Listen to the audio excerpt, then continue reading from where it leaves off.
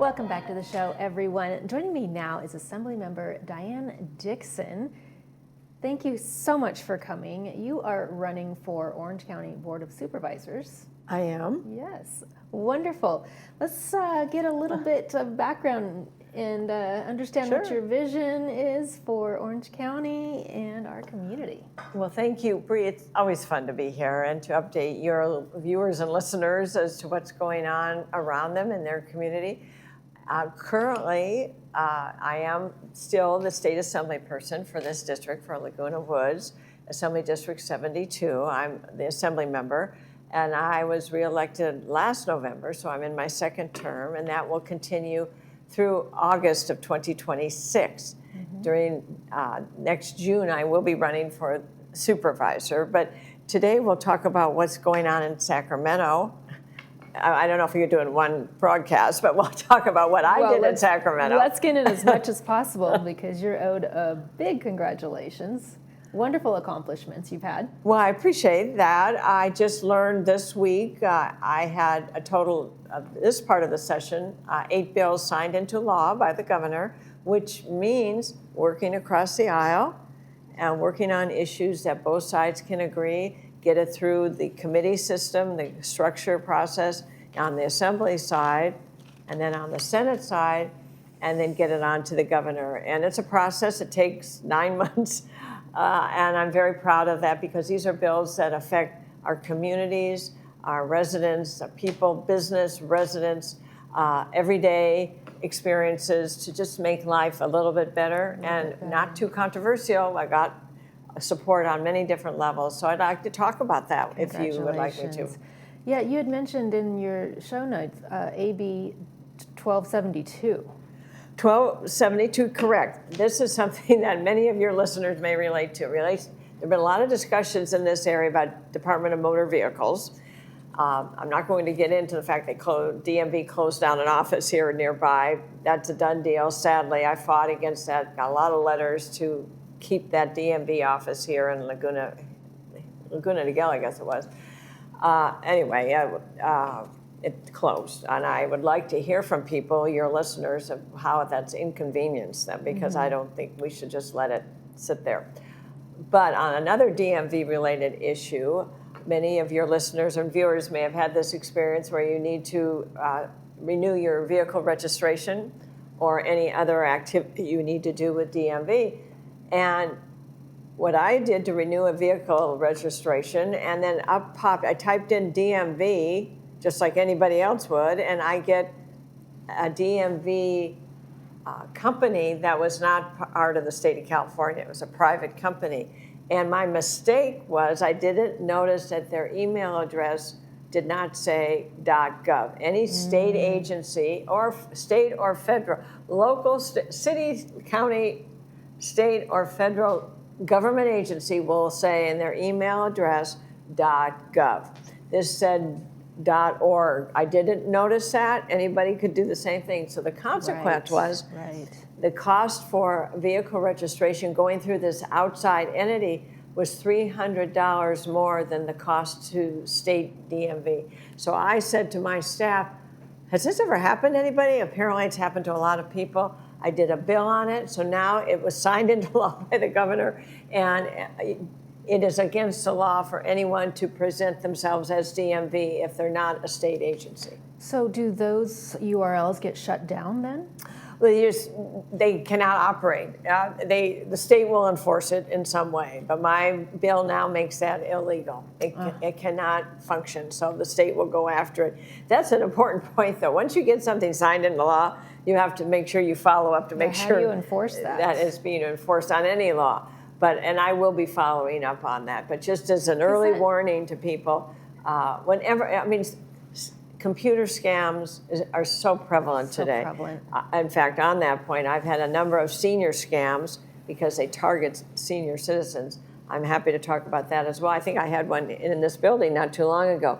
They're very well attended, very popular senior scams because we all are being targeted, no matter what your age. Diane, they are so good, and now with the use of AI, scary. It's so scary. You think you're talking to a person, and it leaves everybody in such a vulnerable position. Just, you know what I tell people, and I hear this from the FBI people and other governmental representatives, don't respond on a text. My husband got one from our bank and said that we were late on a mortgage payment, and we have an automatic mortgage payment process. We don't even get a bill because it's paid automatically, an automatic withdrawal. And I said, don't even open it. Don't open it, because once you open it, then they know that they've hit their mark, that you are the real person. It's a live number. So just scroll through it, don't touch it, don't open it anymore. And even if it's a phone call, call back, say, sorry, I'm going to call the real number that I know. And you call your bank, or you call the financial institution, or call the agency, the IRS. We get calls to my district office from constituents questioning mailing or emails they get from the franchise tax office here, the state that collects the income tax. Don't open anything. Just call, or call my office. Call my office, Diane Dixon, assembly person. You can Google my office, call that number, and if you have any question. It's just really, really serious. I could tell you so many stories, sad stories. Oh, there are so many stories, yeah. Yes. But back to the DMV. So anybody, if you see a DMV that doesn't say .gov, don't enter that website. Yeah, we're trying to do a lot of our own community service here, and Yes. about at least once a quarter. I like Good. to do an announcement or some type of segment, Great. just as a reminder and a refresher. Don't open anything. No. Don't answer the No. phone. Don't No. open the emails. Don't respond to No. the texts. No. I mean, we don't. I It's- scroll right through them. you just can't anymore. Yeah. So expand on the significance of the governor signing AB 349. This was an important bill I've done 3 times to try to get it through the process, and it was an issue that I was not familiar with. It came to me as a sponsored, which means that an organization was recommending this change. I care, as we would all care, about foster children, and I'm also very much involved with human trafficking. I'll talk that in a moment. But foster children, what I found is that victims of human trafficking are often foster moms. They get pregnant during their is that trafficking what happens? experience. They end up, the good news is the mothers end up in the foster care system, a state protected agency that provides housing, temporary housing for them, and services. When the baby is born, they're not a foster baby. Because the mother is the foster child, and these are often teen moms. I was going to say they're probably 12 so and young. 13, 14, it's horrendous. So when this came to me, I said, what can I do to help? So it took 3 years, but to get the baby included into the benefits of diapers and food and doctor visits and that type of thing. They were partially covered under existing allocations in the budget, but they hadn't been, the cost of their provided, the services had not changed in over 10 years. So what I did was make a minor little tweak to state law that these benefits will rise with cost of living, so that they keep track with what the actual cost is and inflation.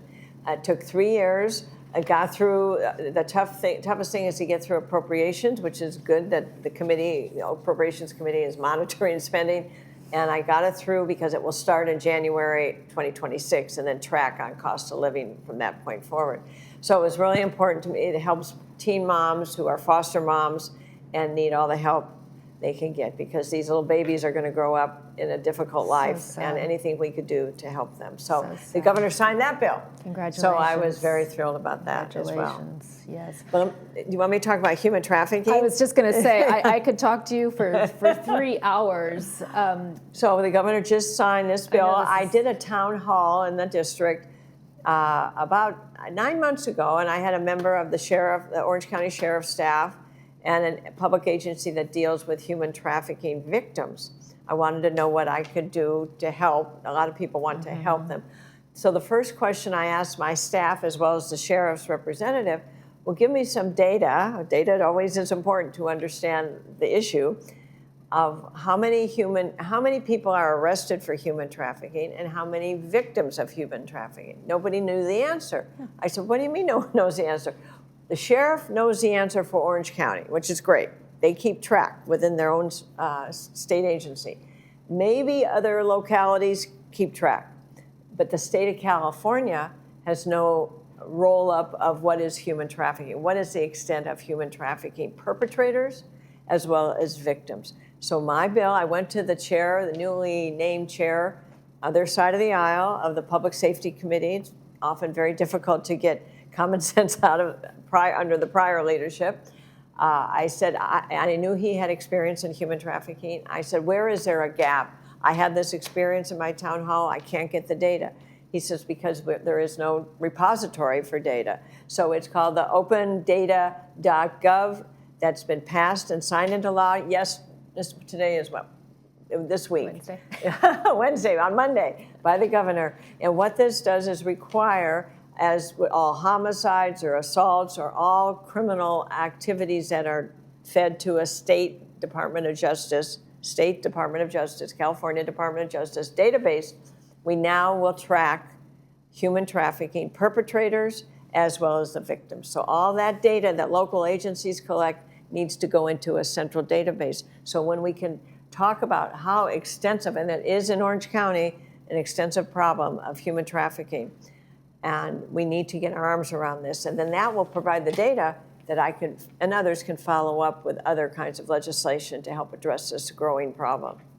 So the governor signed it. I'm very pleased. Congratulations. Thank you. Will you come back and tell us more? Of course. It's always not enough time. There's so much going on. Not enough time. And you're always such a wealth of information. Well, thank you. Appreciate everything you're doing Thank you. for our community and our state. Well, I appreciate you giving visibility to what we're doing, and thank you. I'm happy to come back anytime. Thank you. Nice to see you. Nice to see Thank you too.